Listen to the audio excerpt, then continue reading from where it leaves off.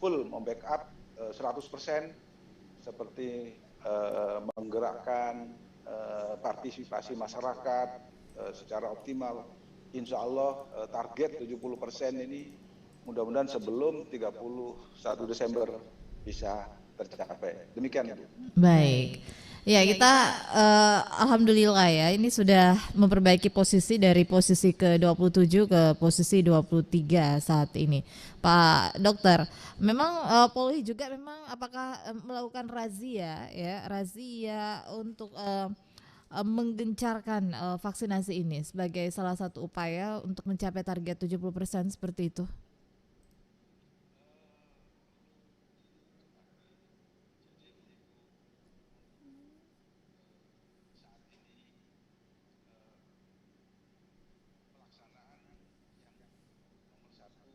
Antara yang tidak boleh ditinggal-tinggal yaitu protokol kesehatan dan vaksin.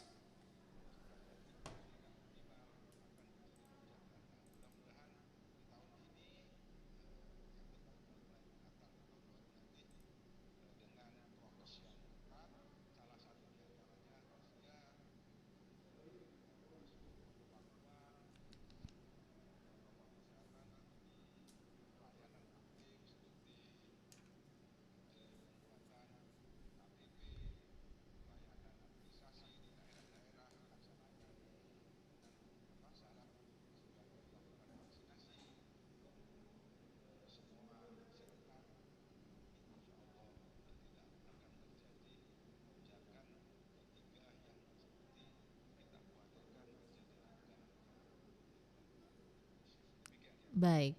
Nah, Pak Dr. Muhammad Dong, ini berbicara mengenai kasus COVID ya, saat ini menjelang Natal dan Tahun Baru seperti itu. Seperti apa kondisi di Sulawesi Selatan kasus COVID yang terjadi, Pak Dokter?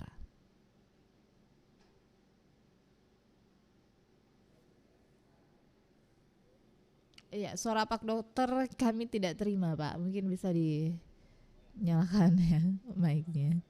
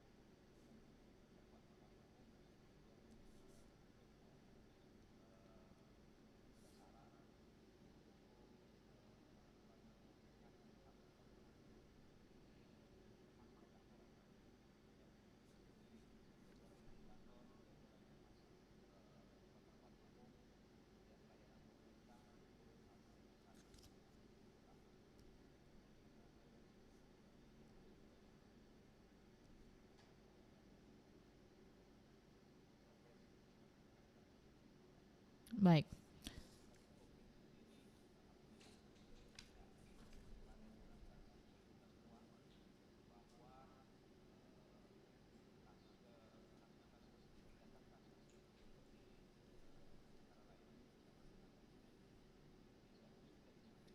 Hmm.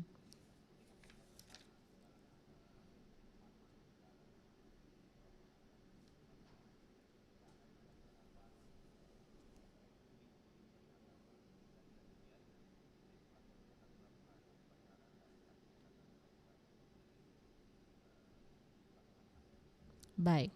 Nah, Pak Dok, ini kan belum mencapai target 70% ya, seperti itu. Tapi kasus COVID di Sulawesi Selatan ini bahkan biasa dalam sehari ditemukan 0 kasus seperti itu. Apakah sebenarnya di Sulawesi Selatan ini sudah terbentuk herd immunity, Pak Dokter?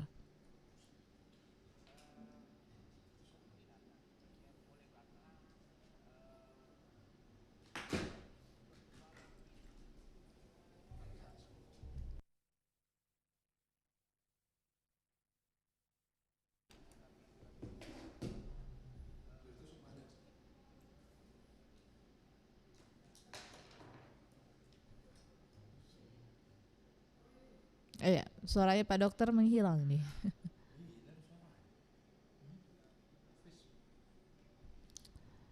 Iya, suara Pak Dokter menghilang nih, operator. Ya, ke Pak Dr. Yusuf Mawadi ya, Pak Kombes Pol, Kabid Dokes Polda Sulawesi Selatan. Nah, kalau kita melihat bahwa 0 kasus yang terjadi di Sulawesi Selatan biasanya dalam sehari seperti itu, apakah memang herd immunity ini sudah terbentuk di Sulawesi Selatan meskipun target 70% ini belum tercapai?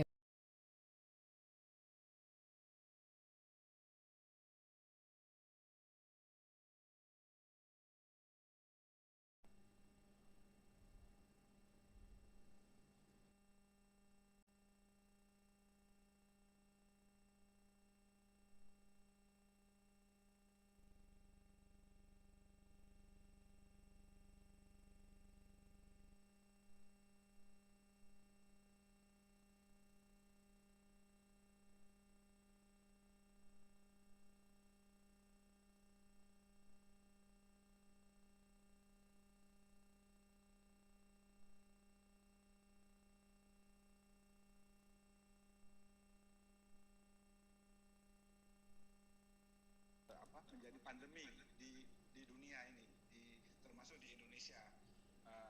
Kenapa kok 000 segala macam? Tentu ada banyak faktor ya. Faktor yang pertama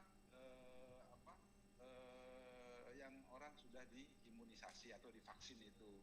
Yang divaksin ya secara persentase sudah mendekati 70%, insya Allah Desember tercapai, dan terakhir hampir 64% ini, tinggal 6%.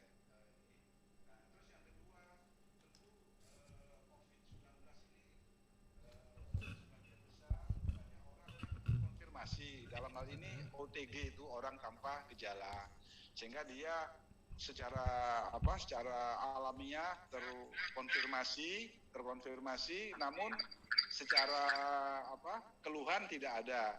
Nah, tentu mereka yang pernah terkonfirmasi dan tidak ada keluhan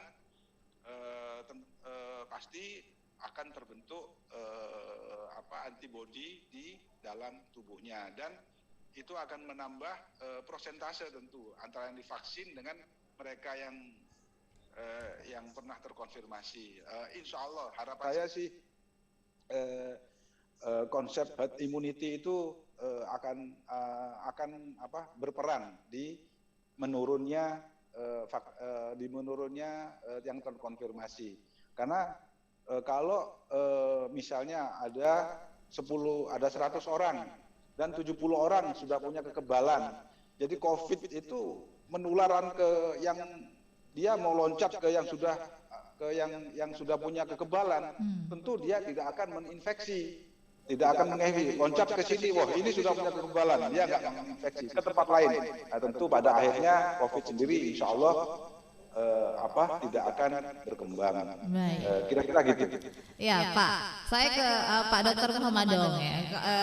Sekarang ini WHO juga pernah mengeluarkan bahwa akhir tahun 2022 mungkin ya seperti itu pandemi ini akan berakhir ya, dengan melihat juga kasus yang terjadi di Sulawesi Selatan dan juga kesadaran orang untuk bervaksinasi ini juga sudah cukup tinggi. Apakah Sulsel ini 2022 akan keluar dari status?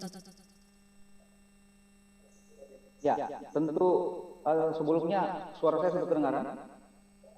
Oh, baik. Baik, Bu Dani, tentu kita optimis ya bahwa waktu sampai akhir tahun 2022 itu adalah waktu yang panjang dan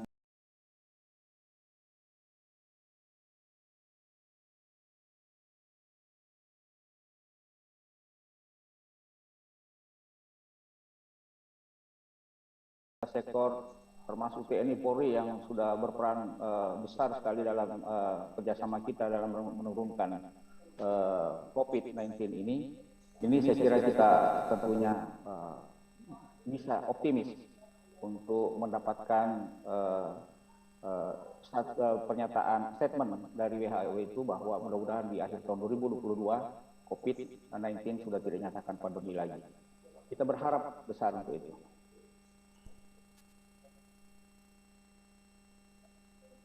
13333394440 ya. Kita break dulu untuk mendengarkan beberapa pesanan lagu berikut ya. Kita rehat dulu Pak Dokter, Pak Kombes Dokter Yusuf Mawadi dan juga Pak Dokter Muhammadong mendengarkan beberapa pesanan lagu dan juga pesan-pesan berikut ini. Pendengar Radio Republik Indonesia yang saya banggakan, adalah anugerah Tuhan Yang Maha Esa, kita berada di negeri yang kaya akan keberagaman.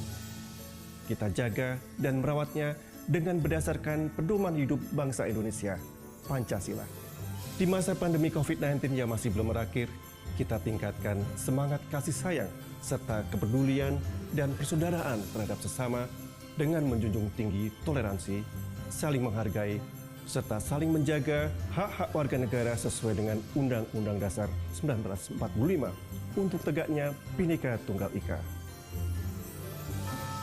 Saya Hendra Smo, Direktur Utama Radio Republik Indonesia, mengucapkan Selamat Natal 2021. Cinta kasih Kristus yang menggerakkan persaudaraan. Jadikan Natal sebagai tonggak mempererat persatuan untuk keutuhan NKRI.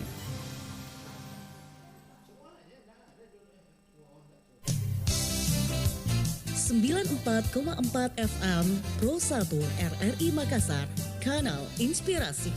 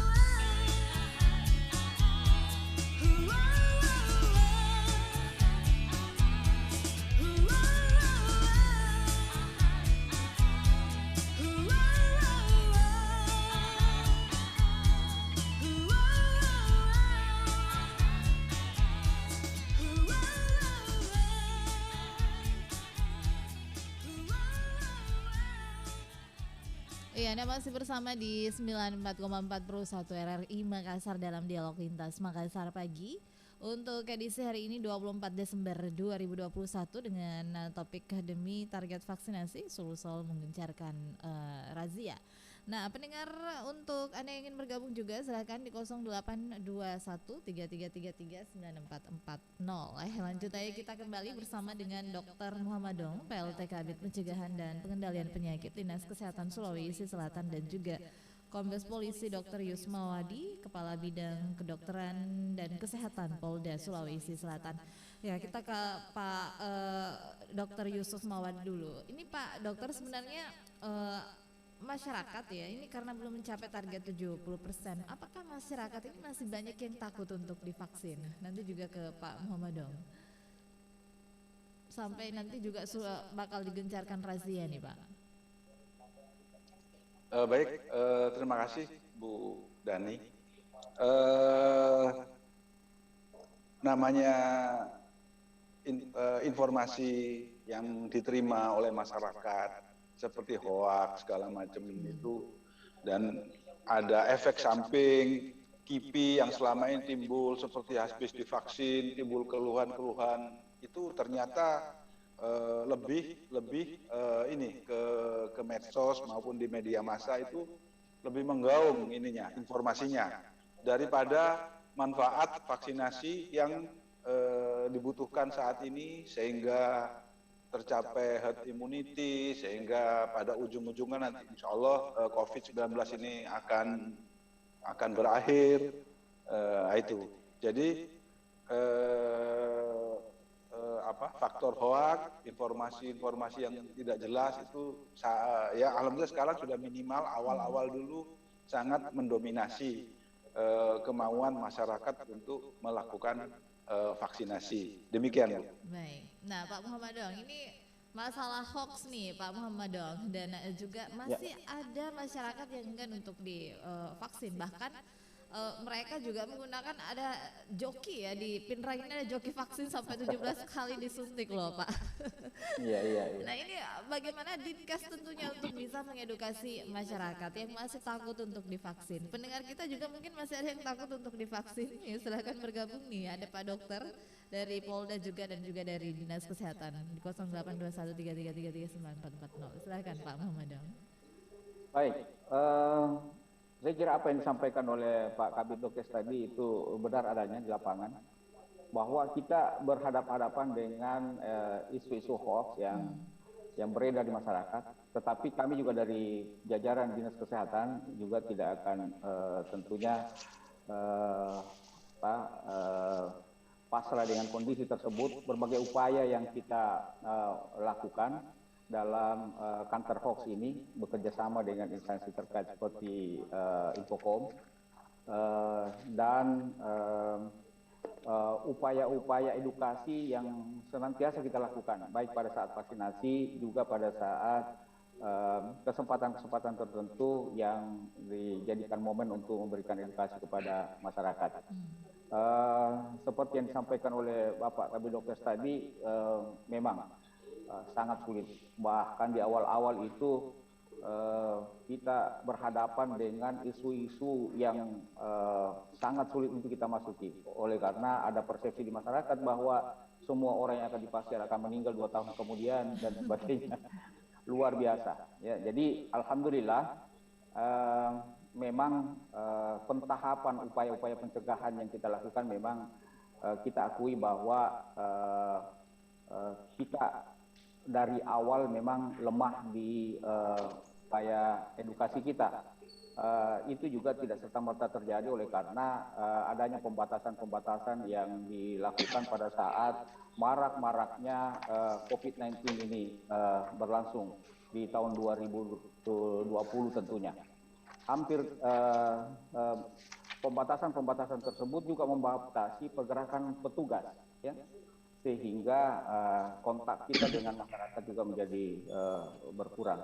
Tapi alhamdulillah akhir-akhir ini memang konsekuensi yang kita hadapi bahwa karakter masyarakat kita dalam upaya vaksinasi yang kita lakukan ini ada 3 jenis kalau saya kelompokkan.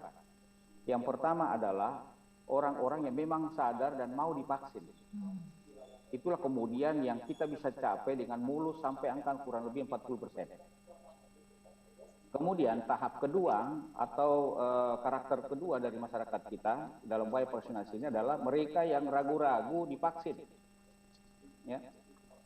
Itulah yang merupakan perjuangan kita akhir-akhir ini berhadapan dengan mereka yang belum tahu, belum paham, ragu-ragu untuk divaksin. Sehingga upaya yang kita lakukan adalah bagaimana melakukan pendekatan, melakukan edukasi, bahkan sedikit ada upaya pemaksaan ya. Ya kalau dengan tentu aturannya mengikat ya. Ya, seperti yang sudah dilakukan, yang dihubungkan dengan layanan administratif dan sebagainya. Saya kira itu upaya-upaya yang kita lakukan masih dalam batas normatif, oleh karena harapan kita adalah tidak ingin mempersulit masyarakat kita, hanya semata-mata ingin melindungi masyarakat kita dari adanya penularan penyakit ini. Dan yang paling sulit akan kita hadapi ke depan ini, tentu jumlahnya juga tidak terlalu banyak, tetapi kita harus akan berhadapan dengan orang-orang yang memang tidak mau divaksin. Ya. Nah, kemudian saya kira ini juga tidak akan menyurutkan upaya-upaya kita bersama TNI Polri tentunya. Ya, TNI Polri sudah cukup banyak membantu, khususnya dalam upaya pengerahan massa. Ya, bahkan di beberapa tempat juga memang tersedia vaksinator dari TNI Polri. Cuma memang secara menyeluruh tidak merata untuk seluruh kabupaten kota. Ya, tetapi upaya-upaya itu telah diperlihatkan maksimal oleh teman-teman dari TNI Polri. Ya. Nah, kita harapkan ke depan bahwa mudah-mudahan kita bisa terkonsentrasi dalam 3 segmen atau 3 pilar kekuatan yang harus kita benahi dalam rangka menyukseskan vaksinasi kita ini. Yang pertama adalah tersedianya vaksinator yang cukup. Kemudian yang kedua adalah tersedianya sasaran atau mobilisasi sasaran. Dan yang ketiga adalah tersedianya vaksin. Mudah-mudahan ini telah kita petakan dan mudah-mudahan menjadi tetap menjadi kekuatan yang stabil dalam rangka pencapaian minimal 70%. Baik. Ingat bahwa angka 70% yang kita perjuangkan itu adalah angka minimal. Kita berharap tentunya akan lebih dari itu. Makasih. Ya, silakan tadi untuk Anda yang ingin bergabung ya, untuk masyarakat yang masih takut untuk divaksin ini sebenarnya kemarin ya, ini ada kasus joki vaksin 17 kali disuntik tapi hasilnya tidak ada efek ya Pak. Nah ini Dokter Yusuf Mawadi mungkin bisa menjelaskan mengenai hal ini, bagaimana saat ini perkembangan kasus yang berada di Pindrang 17 kali disuntik tapi nggak ada efeknya loh Pak Dokter. Baik, terima kasih Bu Dani. Jadi untuk secara detail sih saya tidak memonitor sampai sejauh mana perkembangan yang di Pindrang itu.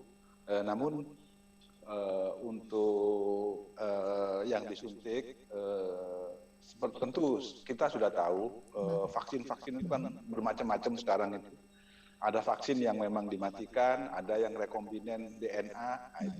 Jadi untuk vaksin-vaksin yang ada di Indonesia, hampir semuanya sudah di Indonesia, yaitu seperti Sinovac, Coronavac, itu kan sama. Yang lain yaitu Pfizer, Moderna, dan AstraZeneca. Jadi tentu kalau vaksin-vaksin mungkin kalau yang di Pindrang itu kan kita belum on the spot, belum perkembangan detailnya belum tahu. Namun kalau jenis-jenis vaksin yang digunakan sih kalau memang macam-macam, kalau yang vaksin-vaksin yang seperti Sinovac itu tentu semua orang sudah tahu, artinya kan efek atau kipi yang ditimbulkan itu kan sangat minimal, bahkan tidak terasa. Tapi kalau vaksin-vaksin yang lain, Pfizer, Moderna, yang jenis rekombinan dari DNA itu efektivitasnya jauh lebih tinggi dan kipinya pun lebih dirasakan oleh.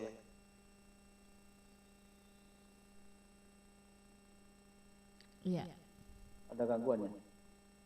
Iya, Pak Yusuf ada gangguan ya? Tidak kedengaran. Baik. Ya kita ke Pak Dr. Muhammad Dong ya. Ini tadi Anda sudah memetakan ketersediaan vaksin yang cukup, terus mobilisasi juga dan ini yang menjadi pertanyaan sekarang juga bahwa Oh, maaf Bu. Oh iya. Bisa saya jawab Bu? ya Tadi saya lupa. silakan. Tidak apa, belum buka ini ya Pak. Masih unmute tadi itu. Baik, Ya. silakan dilanjut dulu Iya, Pak. ya. Baik, jadi gini Bu. Untuk yang kasus yang di Pindrang itu sampai saat ini saya belum on the spot, belum memonitor secara detail sejauh mana ini yang bersangkutan sampai melakukan vaksinasi jadi joki sampai belasan kali itu.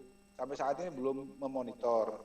Namun yang perlu diketahui bahwa untuk vaksin yang berada di Indonesia itu ada dua macam. Yang pertama yang rekombinan dari DNA, yang kedua yaitu vaksin yang dimatikan. Nah itu. Jadi untuk seperti vaksin seperti Sinovac itu yang kebanyakan dipakai dan hampir mayoritas dipakai di Sulsel ini memang timbul kipinya itu saya lihat minimal sekali dan hampir jarang.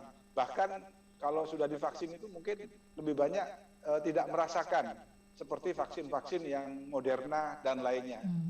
Kemungkinan kalau saya berandai-andai saja kalau yang di Pindrang itu dia ada beberapa faktor, bisa jadi dia hanya datang ke tempat vaksin terus kalau misalnya divaksin tentu efeknya tidak seberat vaksin yang lain itu. Bisa saja dia divaksin sampai sekian kali tentu dari segi kekebalan ya mungkin akan lebih bagus. Nah, saya belum on the spot sih dari yang bersangkutan, belum menindaklanjuti, belum ngecek secara detail. Kira-kira gitu Bu Dani. Demikian. Iya Pak, nah ini memang cukup unik ya karena 17 kali disuntik tapi efeknya juga nggak begitu terasa gitu. Ternyata vaksin ini bisa juga sebenarnya menjadi pembelajaran bagi masyarakat yang akan divaksin. Ternyata vaksin itu tidak menimbulkan efek-efek yang berlebihan seperti itu ya. Nah, tadi saya sempat tadi disampaikan oleh Pak Dr. Muhammad Dong bahwa Dinkes juga sudah memetakan ya ini beberapa hal yang juga menjadi target untuk vaksinasi. Tapi ada hal yang menarik justru yang terjadi misalnya di daerah-daerah terisolir ya. Kita di Sulawesi Selatan ini banyak daerah yang terisolir Pak, termasuk wilayah Pangkep ya. Ini ada beberapa pulau yang berada di pulau terluar. Kemudian di daerah pegunungan. Apakah ini sudah dijangkau untuk proses vaksinasi Pak Dokter? Ya, baik.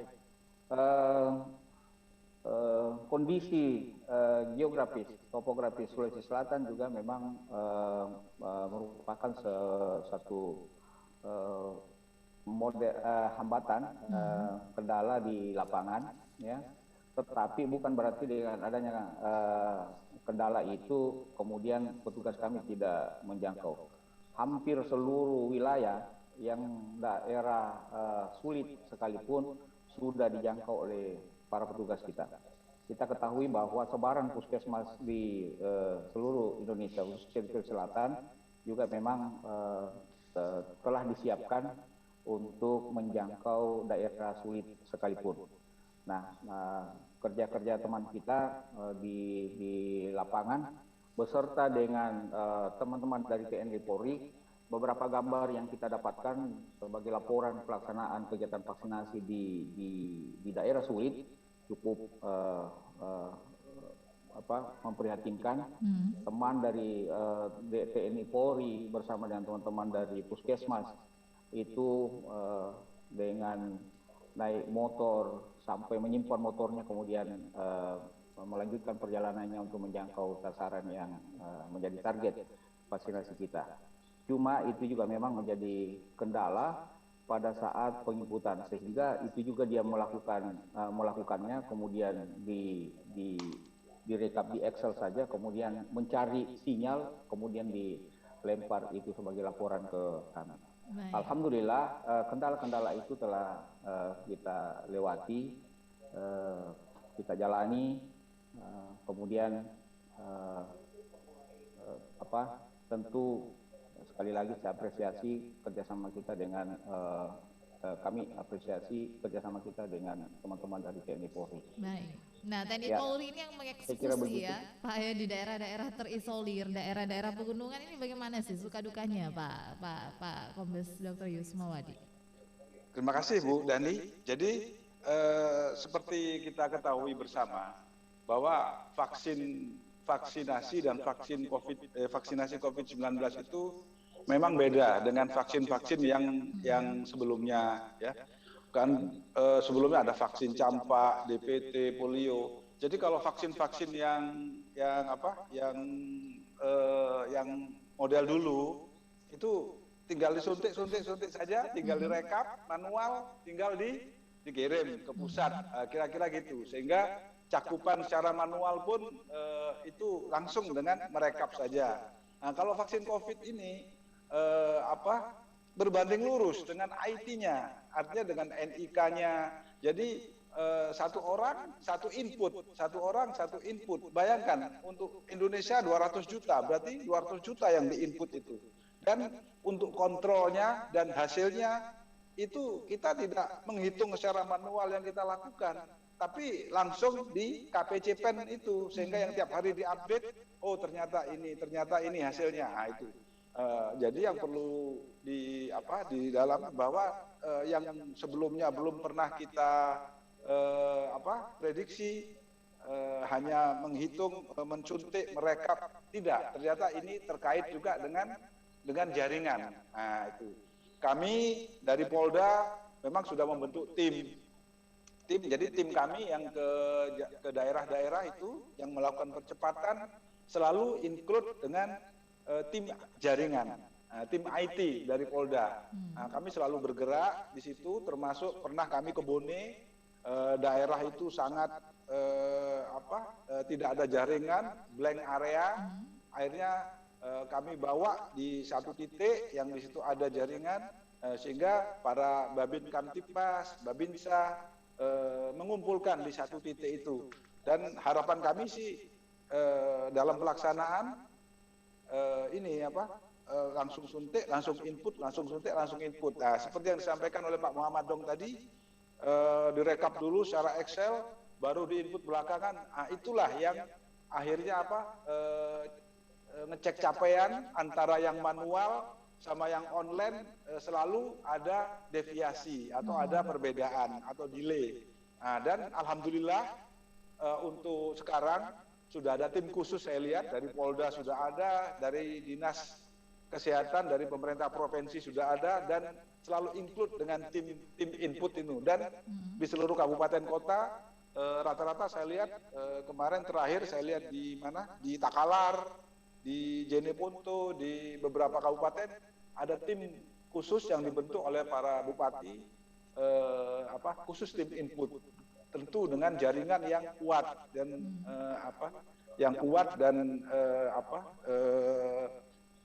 percepatannya bisa dilihat. Itu kira-kira antara IT dan pelaksanaan di lapangan bisa berbanding lurus. Kira-kira itu Bu Dani. Demikian. Iya. Nah, Pak Muhammad Dong, target 70% ya, misalnya jika tidak tercapai di tahun 2021 ini, apakah akan dilanjutkan lagi di tahun 2022 dan masyarakat akan mengakses vaksin itu masih dengan gratis atau seperti apa, Pak Muhammad Dong? Ya, baik. Sebagaimana yang saya sampaikan sebelumnya bahwa target 70% itu adalah target minimal. Ya, yang minimal menggambarkan kekebalan kelompok atau herd immunity. Tetapi bukan berarti bahwa kita berhenti pada saat 70% itu tercapai. Tentunya kita akan menyasar secara keseluruhan supaya kekebalan kelompok ini kemudian lebih diperkuat dengan meningkatnya presentasi masyarakat kita yang telah divaksin. Tentu konsep penyebaran penyakit menular, salah satu upaya yang kita lakukan adalah dengan membuat proteksi yang kuat atau specific protection terhadap masing-masing individu. Ya, karena kalau ada penyakit penular, maka setiap orang punya potensi ditulari dan punya potensi untuk menulari. Ya, jadi bahwa 70% itu di akhir tahun adalah capaian minimal dengan konsep ideal herd immunity kita. Nah, tentunya kita tidak akan pernah berhenti berupaya sampai seluruh kabupaten kota mencapai minimal 70%. Nah, rata provinsi yang kita upayakan ini sekarang adalah upaya-upaya kita dalam rangka mencapai 70% rata provinsi yang sekarang baru berada di kisaran kurang lebih 64%. Baik. Nah, Pak Dokter, untuk tahun depan apakah ini masih vaksinasinya ini gratis atau seperti apa, Pak Dokter Muhammadong? Ya. Untuk tahun depan ya, vaksinasi COVID itu diakses gratis oleh masyarakat atau seperti apa? Sudah berbayar, Pak Dokter? Ya, tentu kita akan mengikut pada kebijakan pemerintah pusat. Ya, bahwa setelah kita mendapatkan herd immunity pada skala provinsi, maka tentu kita akan mengikut kebijakan pusat karena vaksinasi ini akan sangat terkait dengan ketersediaan vaksin, kemudian beberapa kebijakan pusat yang harus kita ikuti di tingkat provinsi maupun kabupaten kota. Baik. Ya, di detik terakhir mungkin ada closing statement baik dari Pak Kombes Dr. Yusuf Mawadi dan juga Pak Dr. Muhammadong. Kita ke Pak Dr. Yusuf dulu. Silahkan closing statement Pak Dokter. Baik, terima kasih Bu Dani. Jadi kalau Dinas Kesehatan bekerja sendiri, TNI sendiri, Polri sendiri, tentu tidak timbul sinergitas di situ, tidak timbul akselerasi. Jadi tentu saat ini yang sudah kita buktikan di lapangan, mulai dari tingkat desa, Babin Kamtipmas, Babinsa, sampai tingkat pimpinan kita, Pak Gubernur, Pak Kapolda, Pak Pangdam sudah seperti sapu lidi itu bekerja bersama-sama.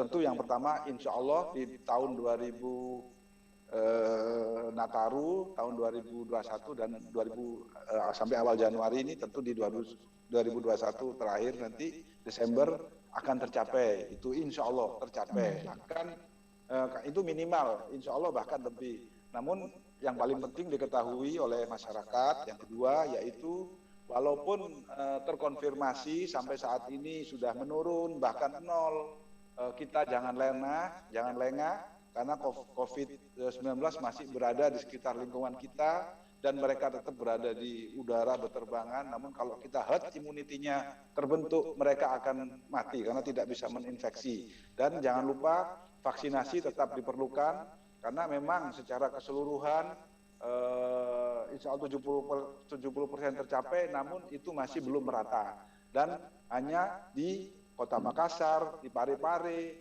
di Palopo, dan Kabupaten Sopeng yang di atas 70%. Namun kabupaten-kabupaten yang lain seperti Jeneponto, Luwu Utara, Bantaeng masih di bawah 50%.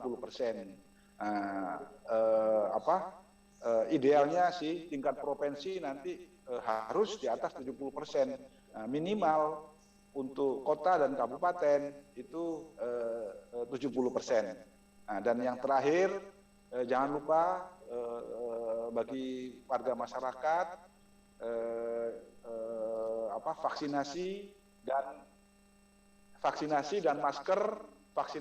masker masih halo? Ya, silakan Pak. Vaksinasi dan masker masih yang perisai yang paling utama melindungi kita.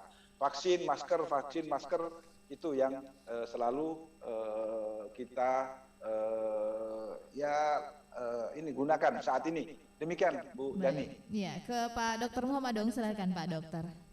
Baik, terima kasih.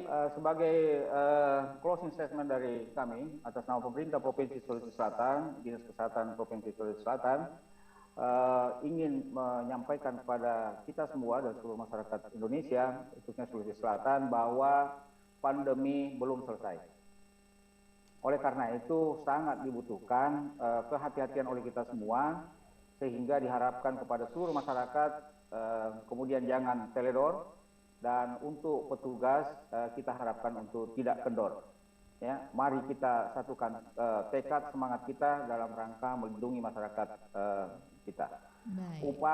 Upaya yang merupakan upaya spesifik yang kita lakukan dalam rangka merangi atau melawan COVID-19 ini, penularan COVID-19 ini adalah sebagian disebutkan oleh Bapak Kabid Dokes tadi, bahwa pengetatan protokol kesehatan tetap harus dijalankan, ya, yaitu dengan menggunakan masker, menjaga jarak, dan cuci tangan.